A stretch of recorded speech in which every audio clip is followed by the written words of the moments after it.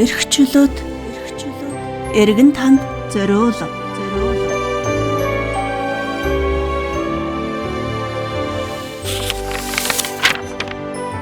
Монгол улсын үндсэн хууль гэж юу вэ? Түүнд ямар агуулга үзэл баримтлал оршин байдаг. Үндсэн хуулиа мэдэх нь ямар үнцэнтэй. Эх орныхоо хөгжил, дэвшил, гэгэн саруул ирээдүйн төлөө бид яг юу хийж чадах вэ? Энэ асуултанд хамтдаа хариулахын тулд эцэг хуулиа их болгон ухаарч мэдэх нь ирээдүйд хүрэх гүр, ирэх цагийг бүтээх гэгэн алхам юм аа.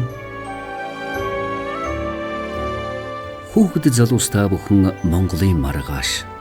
Эх орны ирээдүй та нарын зүрх, сэтгэлд, зүтгэл, итгэлд буй. Үндсэн үлгэрээс ихэлсэн эрх зүй таны мэд хүн аялалтай нь улам мөрөгжиж, Монгол улсын үндсэн хууль таны өдөр бүр уншиж судалдаг ширээний ном тань болох болтугай.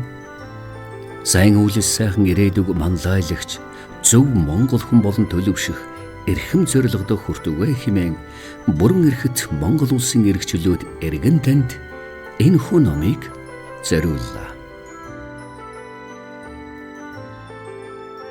Монгол улсын их хурлын дарга Гомбожовын Зандан шатар.